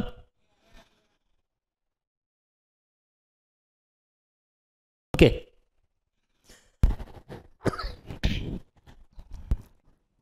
Bertobat. Kenapa bertobat? Ketika Tuhan Yesus memanggil, bertobatlah sebab kerajaan surga sudah dekat. Sebetulnya adalah dia memanggil orang-orang untuk masuk dalam kerajaan surga. Ini kerajaan yang baru dirintis oleh Tuhan. Dia mencari pengikut untuk masuk dalam kerajaan surga. Ya. Nah, namanya kerajaan harus ada rajanya, harus ada pemerintahannya, harus ada rakyatnya. Ya kan, saudara? Itu sebabnya ketika seseorang menerima sang raja, orang itu menjadi rakyatnya, makanya Tuhan bilang kerajaan surga sudah ada di dalam dirimu. Karena dia sudah menerima sang rajanya. Nah, untuk masuk dalam kerajaan surga, orang harus bertobat. Bertobat itu artinya berpaling dari pikirannya yang lama kepada pikirannya yang baru. Dari hidupnya yang lama kepada hidupnya yang baru. Saudara nggak bisa masuk dalam kerajaan surga secara alamiah. Karena ini sifatnya surgawi. Makanya Tuhan bilang kepada Nikodemus, kamu harus dilahirkan kembali untuk melihat kerajaan surga. Betul ya saudara saya? Untuk masuk dalam kerajaan surga, saudara harus dilahirkan kembali. Nah, dilahirkan kembali adalah sebuah perpalingan yang luar biasa. Tadinya saudara mati di dalam roh saudara jadi hidup. Tadinya saudara nggak punya hayat Allah, jadi punya hayat Allah. Ini perpalingan yang luar biasa. Dan saudara harus bertobat, dan bertobat juga bukan hanya bertobat satu kali, itu pertobatan yang satu kali untuk selamanya, tapi setiap hari saudara juga harus bertobat, artinya mengalami perubahan. Supaya saudara bisa menjadi umat kerajaan sorga, disusun di dalam kerajaan sorga, saudara harus terus-menerus bertobat setiap hari, mengalami pembaharuan pikiran setiap hari, supaya saudara bisa diubahkan menjadi batu untuk pembangunan rumah Tuhan. Karena kerajaan sorga berarti gereja, gereja berarti rumah Tuhan, itu semua sama maksudnya. Ya saudara-saudara, itu sebabnya Yesus memberitakan bertobatlah, sebab kerajaan sorga sudah dekat. Ketika gereja belum tiba, masa gereja belum tiba, Yesus yang menjadi raja di dalam gereja itu, Tuhan sudah mendengungkan, bertobat sebab kerajaan sorga sudah dekat. Kalau engkau tidak bertobat, engkau tidak bisa masuk ke dalam kerajaan sorga. Dan sampai sekarang orang tidak bisa masuk ke dalam kerajaan sorga kalau tidak bertobat. Ya saudara, itu isi beritanya. Lalu sekarang bagaimana dia melayani yang ke-C, bagaimana dia melayani, itu ada di dalam ayat yang ke-23. Yesus pun berkeliling di seluruh Galilea, ia mengajar dalam rumah ibadat dan memberitakan Injil kerajaan Allah, serta melenyapkan segala penyakit dan kelemahan di antara bangsa itu. Saudara boleh catat ada 4 hal yang Tuhan Yesus lakukan. Pertama, dia berkeliling di seluruh Galilea. Yang kedua, dia mengajar dalam rumah-rumah ibadat. Yang ketiga, dia memberitakan Injil kerajaan sorga. Yang keempat, dia menyembuhkan segala penyakit dan kelemahan. Bisa ditampilkan 4-4-nya nggak? Bisa nggak? Nggak bisa. Nggak apa-apa, jawab aja bisa, atau kalau nggak bisa ya nggak apa-apa. Kalau bisa ditampilkan 4-4-nya. Kalau nggak bisa, ya nggak apa-apa. Jadi yang pertama dia berkeliling, yang kedua dia mengajar, yang ketiga dia memberitakan, yang keempat dia menyembuhkan. Inilah 4 hal yang Tuhan Yesus lakukan ketika dia melayani. Dan ini juga keempat hal yang harus kita lakukan ketika kita melayani. Kita harus berkeliling, kita harus mengajar, kita harus memberitakan, kita harus menyembuhkan.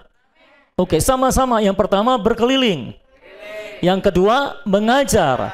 Yang ketiga memberitakan. Yang keempat menyembuhkan. Jadi kita harus melatih diri kita untuk kita bisa berkeliling di seluruh Galilea kalau Tuhan Yesus. Kalau saudara ya tergantung saudaranya ada di mana. ada di Cengkareng, kelilingilah Cengkareng. Loh, ini bukan sekedar berkeliling, maksudnya mencari jiwa untuk dijangkau. Bukan cuma keliling. Oh, kalau hari ini kelilingnya beda itu, saudara.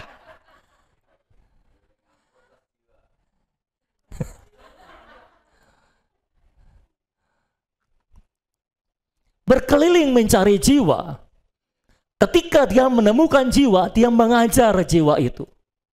Betul ya, saudara? Dia bukan hanya mengajar, dia memberitakan Injil kerajaan sorga. Ya, dalam hal ini kerajaan Allah sama dengan kerajaan sorga. Apa bedanya? Mungkin nanti kita akan bahas. Kerajaan sorga itu adalah bagian dari kerajaan Allah. Jadi luasnya kerajaan Allah yang khususnya kerajaan sorga. Kayak gitu kira-kira, saudara. Jadi kita harus berkeliling, mengajar, memberitakan, menyembuhkan. Nah, untuk semua ini kita harus melatih diri kita. Yang namanya pelayanan harus dilatih. Kalau saudara tidak melatih diri saudara, saudara nggak pernah bisa pelayanan.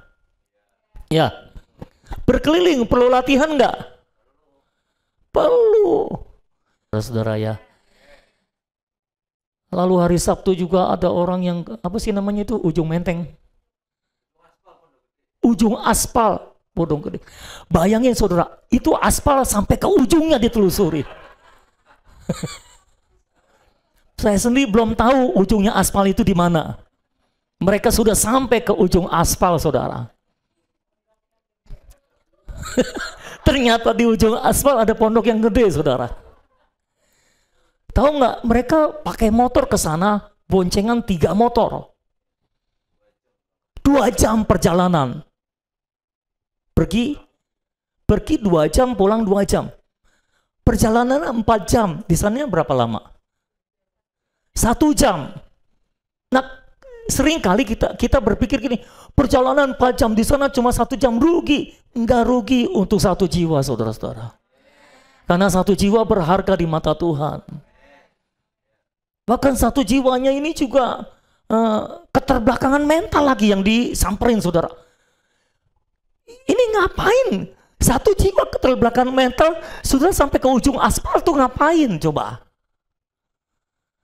Tapi puji Tuhan, kita sudah mulai melayani seperti Kristus melayani, kita sudah mulai berkeliling. KTB Cempaka sudah mulai berkeliling, KTB Cengkareng silakan berkeliling. Ya, jangan di situ-situ saja, udah keliling. Bukan maksudnya KTB-nya keliling pindah-pindah. Orangnya yang keliling, saudara. Ayo cari jiwa, jangkau jiwa, pergi. Tuhan Yesus saja tidak diam di tempat, dia pergi berkeliling. Amin. Siapa kita? Itu kan Tuhan Yesus, kita diam di tempat aja. Nggak bisa, Tuhan juga sudah suruh kita untuk pergi. Kita berkeliling, lalu kita mengajar. Nah, mengajar ini juga perlu dilatih. Makanya di KTB, saudara sebetulnya dilatih untuk mengajar. Ada bahan pelajarannya, bahan perawatan. Dari satu sisi saudara sedang dirawat, tapi lain sisi saudara juga sedang dilatih untuk merawat orang lain dengan bahan yang sama nanti. Itu sebabnya kita harus menguasai semua bahan perawatan itu, supaya ketika saudara berkeliling menemukan jiwa, saudara bisa mengajar mereka, merawat mereka dengan ajaran Tuhan. Amin, saudara-saudara. Ya, dengan bahan MYT, mana yang terbuka yang setiap hari saudara terima, saya kirim WA melalui WA. Saudara setiap hari saudara renungkan itu, lalu waktu KTB saudara disuruh sharing dari kenikmatan yang saudara nikmati setiap hari dari bahan MYT untuk berbicara. Di ibadah umum saudara juga dilatih untuk berbicara bagi Allah. Itu mengajar. Bagaimana saudara bisa mengajar kalau tidak berbicara? Ya kan?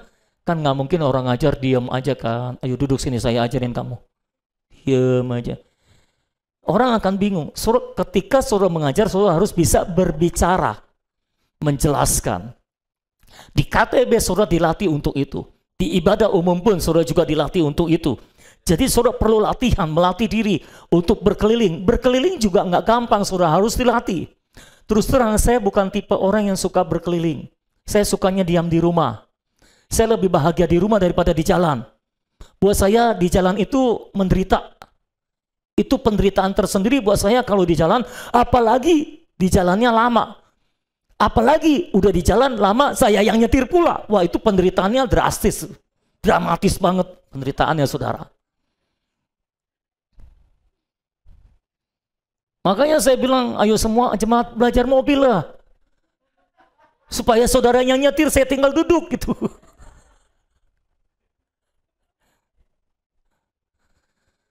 Ayo saling menolong dong. Yang bisa nyetir, ajarin yang belum bisa nyetir supaya bisa nyetir. Jadi semua jemaat bisa nyetir gitu loh. Jadi kemana-mana kita gampang. Ya udahlah, tidak ada amin untuk itu. So, harus belajar untuk bisa mengajar orang lain, sharing firman. Makanya sering-sering sharing firman supaya saudara ketika ketemu orang baru saudara bisa sharing firman. Amin, saudara-saudara. Jadi saudara ini di KTB sedang dilatih sehingga saudara semuanya tidak akan sekedar menjadi jemaat biasa. Semua kita akan menjadi jemaat yang luar biasa yang bisa melayani seperti Yesus melayani. Lalu memberitakan Injil, ini juga perlu berbicara. Kita ada banyak bahan sekarang. Ada rahasia hidup manusia. Eli Aji sudah memakai rahasia hidup manusia untuk menginjili orang. Ya, kita juga harus berlatih untuk memakainya.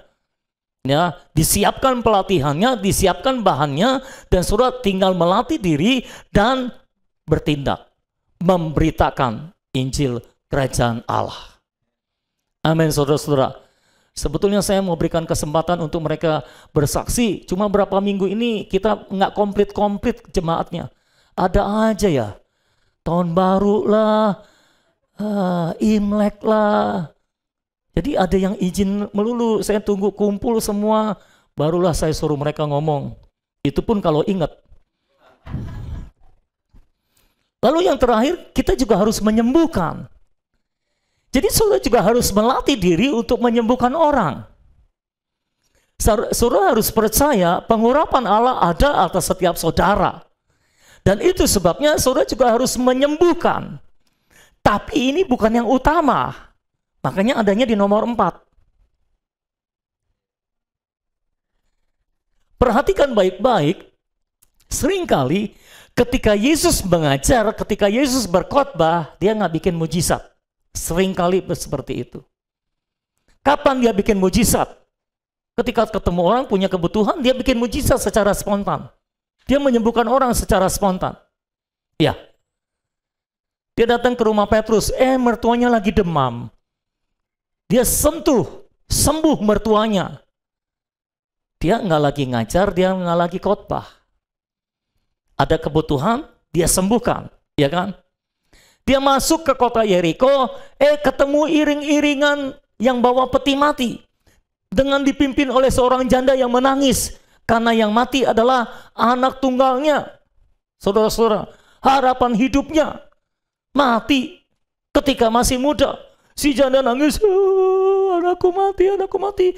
Tuhan Yesus melihat itu, tergerak oleh belas kasihan. Dia bangkitkan anak muda itu. Jadi ketemu kebutuhan, dia bertindak. Ketemu kebutuhan, dia bertindak. Tapi catatannya adalah kita menyembuhkan orang, tapi perhatikan baik-baik, kita harus hati-hati di dalam pelayanan kesembuhan ini. Jangan mengulangi kesalahan yang sama dan yang lama, saudara-saudara.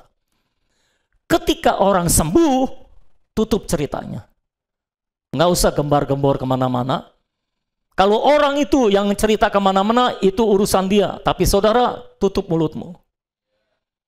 Nggak usah cerita kemana-mana. Kemarin orang bangkit mati lagi. Kemarin ada orang mati bangkit loh. Kalau orang bangkit mati, ya nggak seru ceritanya saudara ya. Kemarin saya bangkitkan orang mati loh. Dan ceritanya juga, lu tahu nggak, lu tahu nggak? Nggak usah kayak gitulah. Supaya apa? Supaya kita tidak mencuri kemuliaan Tuhan sedikit pun juga. Supaya kita nggak dilabelin, kita nggak dijulukin sang penyembuh. Itu julukan untuk Tuhan kita, amin. Bukan untuk kita. Jadi, gimana kalau ketemu orang sakit? Ya sembuhkan. Amin. Markus 19 berkata, tumpangkan tangan atas orang sakit, maka orang sakit akan sembuh. Saudara harus percaya ayat itu juga. Saudara harus percaya firman Tuhan. Amin. Cuma kita tidak mau menjadikan kesembuhan sebagai tontonan, sebagai pertunjukan, dan sebagai panggung kita untuk mencari nama. Oke? Jadi, kalau ada kebutuhan, doakan, sembuhkan. Kalau ada kebutuhan, doakan, sembuhkan. Tergantung kebutuhannya apa. Doakan, sembuhkan. Ya, nggak usah takut. Kalau nggak sembuh gimana? Loh, kalau sembuh gimana? Kan gitu, saudara. Kalau nggak sembuh juga nggak kenapa-napa kok. Dokter juga nggak setiap kali kita ke dokter kita sembuh. Ya. Bahkan seringkali orang ke dokter malah mati. Mau tanya, kebanyakan orang matinya di mana? Di rumah sakit. Berarti rumah sakit yang terakhir itu bikin mati. Jarang orang mati di rumah kan? Kebanyakan matinya di rumah sakit. Artinya orang masuk rumah sakit juga berakhirnya kebanyakan mati kok. Nggak masalah mereka. Malah mereka keluar duit. Kita doain mah gratis, nggak bayar kan. Jadi it's okay, nggak usah takut. Oke? Jadi kita harus berkeliling, kita harus mengajar, kita harus memberitakan, kita harus menyembuhkan. 4 hal ini kita harus tanamkan dalam pikiran kita supaya kita melakukannya, saudara-saudara. Kita melayani seperti Yesus melayani. Kita berkeliling. Ayo saudara-saudara, sisihkan waktu untuk Tuhan, siapkan waktu untuk Tuhan, untuk pencangkauan. Mulailah berkeliling.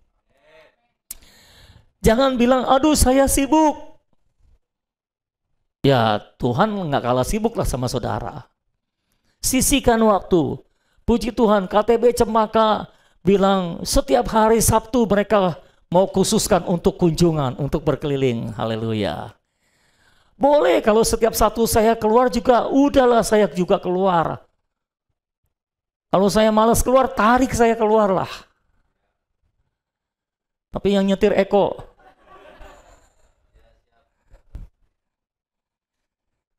Jadi ayo kita berkeliling, ayo kita mengajar, ayo kita memberitakan, ayo kita menyembuhkan.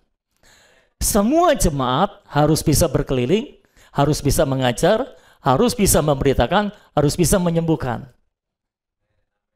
Ini baru namanya jemaat Tuhan. Bukan satu orang yang bisa berkeliling, bisa mengajar, bisa memberitakan, bisa menyembuhkan, sementara semua jemaat yang lain nonton. Cuma keprok-keprok. Kalau ada orang sembuh cuma keprok-keprok aja, saudara. Saudara sendiri harus bisa berkeliling, harus bisa mengajar, harus bisa memberitakan, harus bisa menyembuhkan. Jadi inilah pelayanan Tuhan Yesus. Gambarannya, bagaimana ia memulai kita sudah tahu, bagaimana isi beritanya kita juga sudah tahu, dan bagaimana ia melayani kita juga sudah tahu. Dari situ kita harus meneladani dia. Ayo kita bekerja seperti Tuhan Yesus, karena selama hidupnya dalam 33,5 tahun dan selama pelayanannya selama 3,5 tahun, sebetulnya yang dia lakukan adalah memberikan teladan untuk kita. Jadi kita harus meneladani dia. Amin. Mari kita berdoa. Bapa di surga, terima kasih buat firman Tuhan. Kami mengenal Tuhan kami yang mulai melayani dan isi beritanya dan bagaimana Engkau melayani Tuhan. Tolong kami untuk bisa melayani seperti Engkau. Tolong kami Tuhan untuk bisa berjalan mengikuti tuntunan Roh secara natural dalam hidup kami. Bahkan ketika kami melakukan mujizat pun kami lakukan secara natural Tuhan. Tolong kami Tuhan supaya kami tidak tertarik dengan hal-hal yang sensasional, hal-hal yang spektakuler Tuhan. Biarlah kami tetap menjadi orang-orang sederhana di dalam Tuhan. tidak mau pamer, tidak mau terkenal Tuhan, dan biarlah hanya Engkau yang dikenal oleh orang-orang Tuhan, hanya Engkau yang dimuliakan oleh orang-orang dan bukan kami. Tolong kami Tuhan, tolong latih diri kami, Roh Kudus tolong kami untuk terus berkeliling, untuk terus mengajar, untuk terus memberitakan, dan untuk terus menyembuhkan orang-orang sakit dan melenyapkan segala kelemahan dari tubuh-tubuh orang itu Tuhan. Oh Tuhan, tolong pakai kami, urapi kami Tuhan, penuhi kami dengan Roh Kudus-Mu, penuhi kami dengan kuasa-Mu untuk memberitakan Injil-Mu. Terima kasih Tuhan, berkati persekutuan kami selanjutnya di dalam sharing firman. Engkau bekerja di tengah-tengah kami, mengalirkan hayat ilahi. Dalam nama Tuhan Yesus kami berdoa, amin. Haleluya. Silakan kalau ada yang mau bertanya atau mau membicarakan apa yang diterima dari Tuhan. Ayo.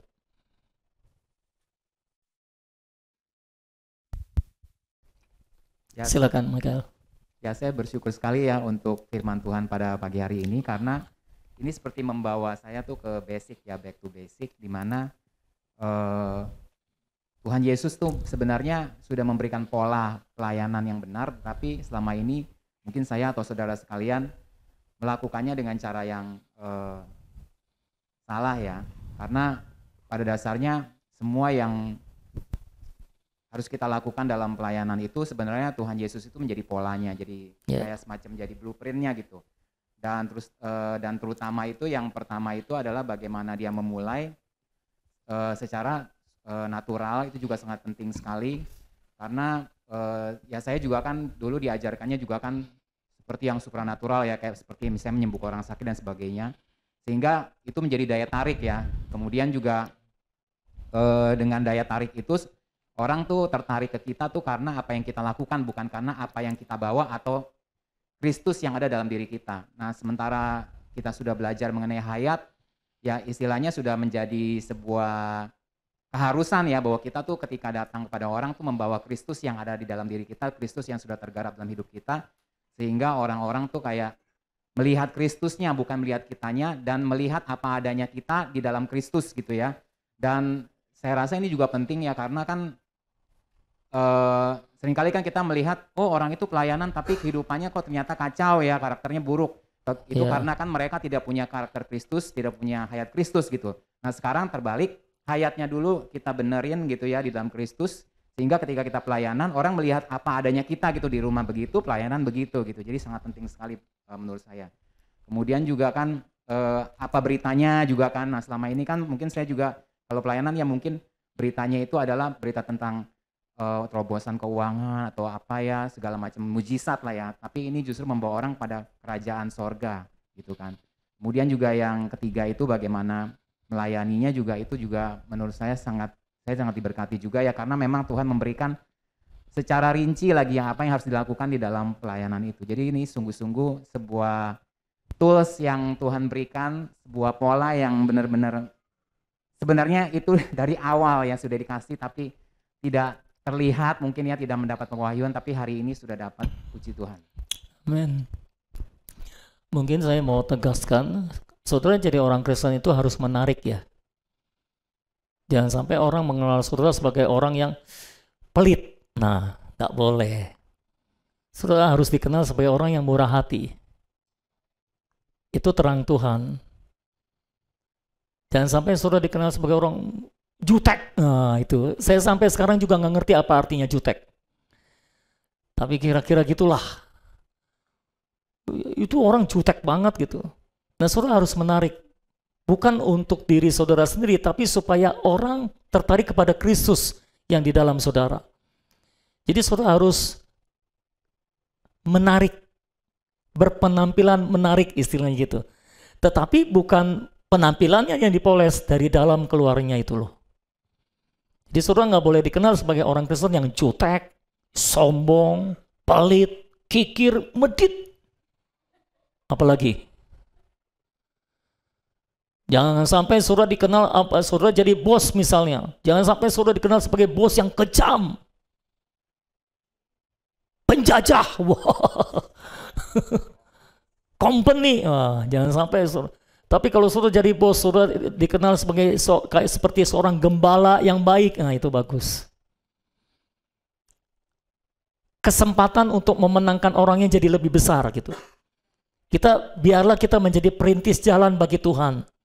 Nah, dengan kita menarik orang, dengan kita punya penampilan yang menarik, rendah hati, supel misalnya. Pada dasarnya saya bukan orang yang pandai bergaul. Tapi karena saya jadi hamba Tuhan, saya berusaha untuk bisa bergaul. Pada dasarnya saya orang yang pendiam, saudara-saudara. Tapi karena jadi hamba Tuhan harus bicara gitu. Jadi saudara harus melatih juga seperti itu. Diperhatikan juga ya. Nah, saudara perlu membangun hubungan dengan setiap orang yang saudara jumpai supaya kesempatan untuk memenangkan orang itu jadi tambah besar. Seperti gitu. Yang lain? Ada lagi? Cepat saudara, sudah ada banyak yang mau keliling. Maksudnya mau melakukan firman berkeliling. Haleluya. Saya juga melihat hal yang sama seperti yang disampaikan oleh saudara Michael. Ngomong-ngomong ini mic-nya perlu di-adjust lagi, suaranya kurang kedengaran. Ada satu pola yang diberikan oleh Tuhan Yesus yang untuk kita ikuti. Bagaimana memulai, apa isi berita, apa isi pelayanannya. Itu menjadi satu hal yang jadi panduan untuk kita bagaimana kita menjalani hidup. Sebetulnya selain Michael sampaikan basic, sebetulnya kita terus maju ya. Sebetulnya kita terus mengalami peningkatan. Bagaimana kita terus hidup di dalam hayat Kristus yang selama ini kita lakukan, dan ternyata itulah yang ditampilkan melalui kehidupan kita. Sehingga yang soal Tuhan Yesus begitu memikat itu bisa terekspresi melalui kehidupan kita. Dengan Kristus yang sudah tergarap di dalam hidup kita, itu akan membuat orang melihat Kristus di dalam diri kita, itu akan memikat orang-orang untuk datang kepada Tuhan. Lalu mengenai berita juga cukup jelas, bertobatlah, kerajaan Allah sudah dekat. Beritanya sudah dibatasi di situ, nggak kemana-mana. Bukan cerita tentang apa yang kita capai, bukan cerita tentang hal-hal spektakuler yang meninggikan diri si pembawa berita. Ternyata dengan memberitakan bertobatlah, kerajaan Allah sudah dekat. Lalu apa yang dilakukan Yesus ketika melayani itu juga disampaikan dengan menjadi terang buat kita, sehingga ketika kita melayani jelas 4 hal itulah yang kita lakukan, dan saya rasa ini satu progres kita berjalan terus maju di dalam tuntunan Tuhan. Puji Tuhan untuk hal itu. Amin.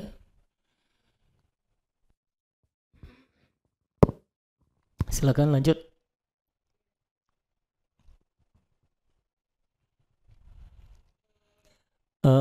Tolong semua jemaat belajar nyalain mic-nya, supaya kalau pegang mic nggak bingung nyalainnya di mana gitu.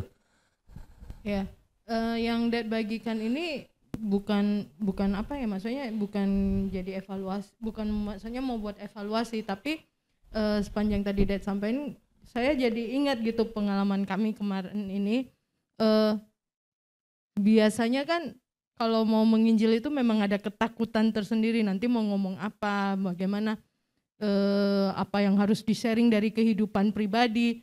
Tapi dari yang pengalaman 2 minggu ini dan dengan apa yang Dad bagi tadi, saya ngelihat gitu yang itu tidak ada yang kayak, maksudnya kayak yang kata Ko Andre, firman yang disampaikan hanya memang sebatas bertobatlah, kerajaan Allah sudah dekat gitu. Jadi nggak ada lagi kesaksian pencapaian yang saya dapatkan, karena saya memang nggak mencapai apa-apa gitu kan. Nggak ada yang bisa dibanggakan istilahnya gitu. Terus dan itu maksudnya yang Dad bagikan tadi itu saya ngelihat gitu, iya loh gitu, kita benar-benar bergantung sama Tuhan gitu, bergantung. Gak ada supranatural apapun yang bisa dibanggain gitu kan, mau bikin mukjizat apa di situ, tapi kayak yang kemarin gitu itu baru nyadar ini orang ternyata punya latar belakang seperti itu, tapi kami bersyukur gitu, kok Roh itu kuat memimpin gitu. Awalnya kan bingung, nggak ada tektokan sama Aci, kita harus gimana sama Yulian, nggak ada. Nanti kamu begini, tapi Roh Kudus itu benar-benar berasa gitu. Dan ketika pulang saya baru ngobrol sama Aci sama Yulian, dan kami ngerasa ketika dibawa ke dalam penginjilan ini juga Tuhan itu kayak menjagai hidup kami, berusaha membatasi kami bahwa kami ini saksi. Jadi yang Dad bilang tadi, ada batasan yang kita gak boleh jutek lagi, gak bisa harus begini, harus begitu. Itu, dan saya nyadarin sendiri gitu, iya ya, ini membuat saya untuk terus konsisten hidup di dalam Tuhan itu sendiri. Amen. Karena kalau saya tidak hidup di dalam Tuhan itu, apa yang mau saya saksikan, Roh mau bekerja apa di dalam saya, apa yang mau saya bagikan gitu. Amen. Itu yang membuat saya sadar gitu. Dan kemarin dengan Yulian kami juga sempat ngobrol tuh, marilah kita sibuk dengan urusan Tuhan dan biar Tuhan yang sibuk mengurusi kita gitu. Amen. Capek mengurusi diri sendiri. Ya, semoga nanti teman-teman yang lain juga mengalaminya. Setuju. Ya, saudara, saya rasa bukan cuma satu orang yang capek ngurusin diri sendiri ya.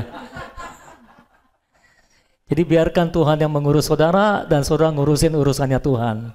Itu solusi jitu. Solusi terbaik. Ya. Kenapa Niko kedinginan ya? Mau dimatikan? Tolong dimatikan. Yang ya.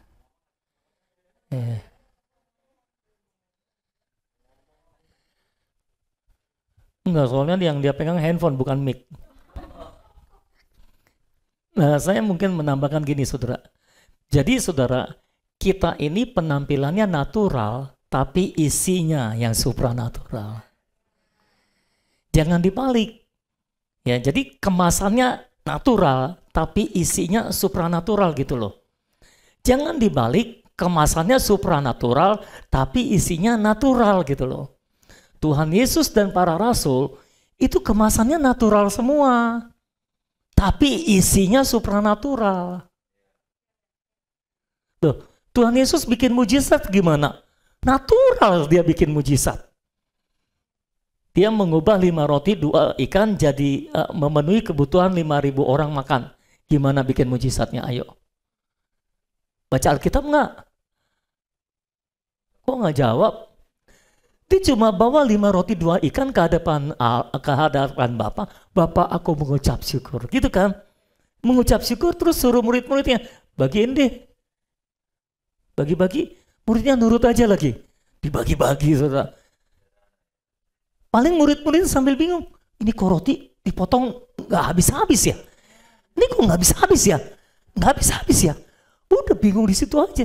Tapi setelah perkala 5 roti dan 2 ikan, kemana-mana Tuhan Yesus nggak pernah cerita-cerita loh. Saya waktu itu bikin mujizat, 5.000 orang perlu makan, saya penuhi makannya. Rasul Paulus, Rasul Petrus juga nggak pernah cerita-cerita mereka bikin mujizat. Di mana-mana.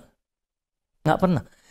Rasul Petrus membangkitkan orang mati, Rasul Paulus pun membangkitkan orang mati kan. Tapi semua terjadi begitu natural, seolah-olah biasa aja. Nah, kita harus membiasakan diri kita untuk, dalam tanda kutip, tidak norak terhadap mujizat. Ngerti nggak saudara? Rasul Paulus nih, etikus nih, dia khotbah nih, Rasul Paulus khotbah sampai tengah malam, orang ngantuk dong. Ya maklumlah tengah malam orang ngantuk, masalahnya ini di lantai atas dan dia duduknya juga di jendela. Ngapain dia duduk di jendela coba?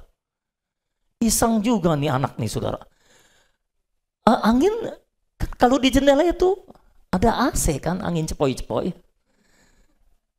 Akhirnya jatuh mati. Tapi Paulus tinggal bangkitin, udah dia lanjut khotbah lagi. Nggak diekspos, nggak digembar-gemborkan. Dan Rasul Paulus nggak cerita-cerita dia berapa. Kalau saudara kayaknya nggak tahu berapa banyak Rasul Paulus bangkitin orang mati ya. Berapa banyak yang Rasul Paulus bangkitin orang mati? Tahu nggak? Tahu nggak? Ada yang tahu? Karena dia nggak pernah cerita berapa banyak dia bangkitin orang mati. Yang kita tahu cuma satu, Etikus. Ya kan? Loh, kita nggak tahu yang lain loh. Kan ini baru Etikus kan? Belum yang lain, yang lainnya. Kita nggak tahu, tapi kemungkinan ada yang lain mungkin dibangkitkan. Sepanjang yang kita tahu, Tuhan membangkitkan 2 orang mati ya. Betul nggak? 2 orang ya, anak muda di kota Nain sama Lazarus. 2 orang kan yang kita tahu, tapi belum tentu cuma 2. Cuma nggak diberitakan. Di akhir kitab Yohanes ditulis, ada banyak perbuatan yang dia lakukan, tapi kalau semuanya harus ditulis, nggak ada kitab yang bisa memuat semuanya. Jadi istilahnya yang ditulis itu yang penting-penting saja untuk menyampaikan sesuatu. Oke, silakan. Siapa? Romi? Siapa yang mau ngomong? Kalau tadi yang aku dapat tuh kuncinya itu bertumbuh dalam pengenalan akan Kristus. Untuk kita bisa memancarkan terang sorgawi dan memancarkan apa adanya Kristus kepada orang-orang gitu. Dan itu jadi teringat juga MYT yang kemarin gitu. Untuk kita bertumbuh dalam pengenalan akan Kristus tuh juga harus dari pewahyuan ilahi gitu. Karena kalau kita memberitakan Kristus karena ajaran manusia itu jadi tidak berkuasa gitu ya. Jadi kita harus memang mengalami Kristus supaya kita juga nggak terombang-ambing oleh rupa-rupa angin pengajaran gitu. Ya itu yang aku dapat sih. Ya, amin. Puji Tuhan. Ada lagi yang lain, silakan. Ya. Ya, dalam MYT kemarin ya Yohanes 1 ayat 18, tidak pernah seorang pun melihat Allah, tetapi anak tunggal Allah yang ada di pangkuan Bapa itu yang menyatakannya. Jadi di dalam hal ini itu menyentuh saya bahwa apapun yang kita lakukan itu harus seperti Tuhan Yesus. Jadi bukan Tuhan Yesus menonjolkan dirinya, tetapi dia mengerjakan apa yang Bapa inginkan. Jadi lewat kehidupan Yesus kita bisa mengenal Bapa itu sebagai Bapa yang penuh kasih, Bapa yang mengampuni, Bapa yang menyembuhkan dan sebagainya. Jadi saya begitu ayat itu menjadi rema bagi saya bahwa Bapa begitu luar biasa mengasihi manusia dengan Tuhan Yesus yang menunjukkannya kepada kita. Kalau tidak ada Tuhan Yesus, kita tidak dapat mengenal Bapa. Ya. Amin. Oke. Yuk kita doa. Terima kasih Tuhan buat firman Tuhan. Kiranya firman-Mu Tuhan menjadi roh dan hayat bagi kami Tuhan. Tolong kami Tuhan untuk tidak terobsesi Tuhan, untuk melakukan segala sesuatu secara adikodrati, secara supranatural Tuhan. Tapi biarlah kami bergerak secara natural Tuhan. Tapi sebetulnya yang kami lakukan adalah supranatural Tuhan. Karena Engkau yang supranatural itu ada di dalam kami Tuhan. Kami percaya Kristus yang kami bawa bersifat supranatural, bersifat adikodrati Tuhan. Tetapi Tuhan, kami menyampaikan Kristus yang adikodrati itu secara natural Tuhan. Sehingga orang bisa menerima Engkau apa adanya Tuhan. Kami percaya Tuhan ketika kami berbicara dengan seseorang Tuhan, kami mengalirkan Kristus ke dalam hidup mereka dan mereka menerima Kristus yang supranatural itu. Tetapi kami menyampaikannya secara natural Tuhan. Tuhan Yesus, biarlah Tuhan Engkau sendiri yang akan bekerja di dalam kami Tuhan. Oh Tuhan Yesus, tolonglah kami Tuhan. Kami rindu dipakai oleh Tuhan. Kami rindu memenangkan jiwa-jiwa. Kami rindu Tuhan merawat orang-orang Tuhan. Agar mereka bukan hanya diselamatkan, tapi mengalami perubahan hidup Tuhan. Sehingga mereka bisa diubah menjadi batu-batu hidup bagi pembangunan rumah Allah. Tuhan, tujuan kami adalah membangun rumah Allah Tuhan. Tujuan kami bukan sekedar menginjil. Tujuan kami bukan sekedar berkeliling. Tapi kami tahu Tuhan, kami berkeliling untuk memberitakan Injil kerajaan-Mu Tuhan. Sehingga orang bukan hanya diselamatkan, tapi mengalami perubahan hidup. Supaya menjadi batu hidup yang bisa dipakai untuk pembangunan rumah Allah. Tuhan, pertama-tama Tuhan pakai kami juga Tuhan. Ubah hidup kami Tuhan menjadi batu-batu hidup yang diubahkan oleh Tuhan sendiri. Sehingga kami bisa dipakai untuk membangun rumah Allah. Tuhan, kami membawa hidup kami pada hari ini. Tuhan, ubah kami. Tolong ubah kami Tuhan. Ubah kami Tuhan. Jadikan kami batu-batu hidup untuk pembangunan rumah-Mu Tuhan. Terima kasih Tuhan. Tuhan, jangan sampai Tuhan kami ada cukup lama di dalam gereja tapi kami tidak bisa dipakai untuk pembangunan rumah Allah. Tuhan, tolong pakai kami untuk pembangunan rumah Allah. Tolong pakai kami juga untuk mengumpulkan batu-batu hidup yang lainnya untuk bisa dipakai guna pembangunan rumah Allah. Tuhan Yesus, Engkau yang di dalam kami, bekerja di dalam kami. Engkau adalah roh itu yang mengurapi kami Tuhan. Kami percaya pengurapan Allah ada atas hidup kami, tercurah atas hidup kami. Pakai kami semua Tuhan untuk berkeliling, untuk mengajar, untuk memberitakan, dan untuk menyembuhkan segala penyakit dan kelemahan. Oh Tuhan Yesus, pengurapan-Mu ada atas hidup kami. Kami bergerak dan Engkau berjanji Engkau menyertai kami sampai kesudahan zaman. Tuhan, Engkau yang memberikan perintah ini. Engkau adalah yang punya kuasa di sorga maupun di bumi Tuhan. Dan Engkau yang punya kuasa di sorga dan di bumi itu, Engkau yang menyertai kami. Itu sebabnya kami akan melangkah dengan penuh keberanian, dengan penuh keyakinan. Karena yang menyertai kami adalah Tuhan yang punya kuasa di sorga dan di bumi. Terima kasih Tuhan. Kami serahkan hidup kami sepenuhnya dalam tangan Tuhan. Kami berdoa Tuhan, jangan ada satupun jemaat lalu daripada rencana Tuhan. Tapi semua kami boleh terlibat dalam rencana Tuhan. Kami berdoa untuk semua KTB yang sudah dimulai. Oh Tuhan Yesus, biarlah Engkau yang bekerja, bergerak di tengah-tengah kami Tuhan. Setiap KTB diadakan, Tuhan bergerak di tengah-tengah kami. Hayat-Mu tersalur sehingga semua anggota, semua jemaat Tuhan bisa bertumbuh dalam hayat-Mu Tuhan. Diubah dalam hayat-Mu menjadi batu hidup guna pembangunan rumah Allah. Terima kasih Tuhan. Terima kasih Tuhan. Kami kembalikan semua hormat dan kemuliaan bagi nama Tuhan saja. Di dalam nama Tuhan Yesus Kristus, biarlah semua firman termeterai dalam hidup kami. Kami berdoa di dalam nama Tuhan kami yang kami cintai, yang kepadanya kami mengabdi. Nama Tuhan Yesus Kristus. Haleluya.